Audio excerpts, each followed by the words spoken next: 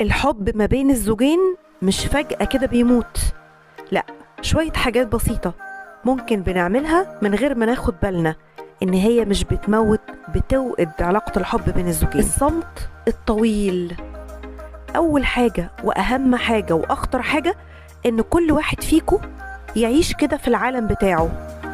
صمت طويل، فجوة كبيرة، مسافة عاطفية، حدث ولا حرج. يا سلام بقى كل واحد في العالم بتاعه، وكمان بقى في تجاهل عاطفي.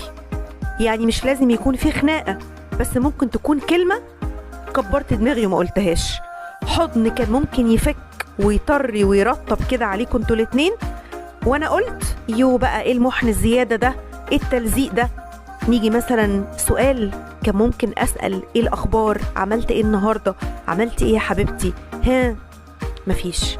حاجات صغيرة قوي يا جماعة، بس بتجاهلها وان انا اكبر دماغي عنها بتطفي القلب واحدة واحدة واحدة لحد ما ينعدم ويتملى سواد للآخر. حاجتين بقى مرتبطين ببعض، المقارنة باللي حواليك أو باللي حواليها، وكمان النقد الدايم. بص فلان بيعمل ايه، بصي فلانة بتقول ايه لجوزها. يا جماعة انتوا بتقللوا قيمتكم عند الطرف الآخر، بتخليه دايما شايف نفسه ولا حاجة، بعين النقص مش عين الكمال. ولما اجي كمان بعين النقص ده ابدا انقده، تتحول ساحه العلاقه الزوجيه لساحه من الحرب، ساحه من السيطره، ساحه من اني عايز اثبت ان انا اللي صح وانت اللي غلط. خلاص دخلنا تاني في صراعات القوه اللي احنا كنا بننبه عنها قبل كده.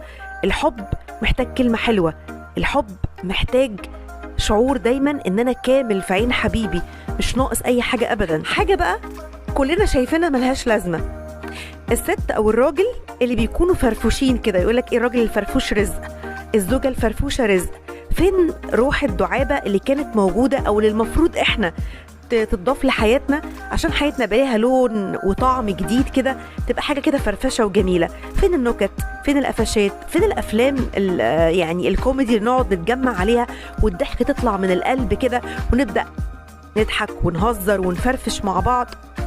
فين الحاجات دي؟ لما الضحكة والكلمة الحلوة والطبطبة وإحساس الأمان، ودايما أكون كامل في عيون حبيبي، ودايما ما يقارنيش بحد، ويكون أنا في عينه كل حاجة في الدنيا.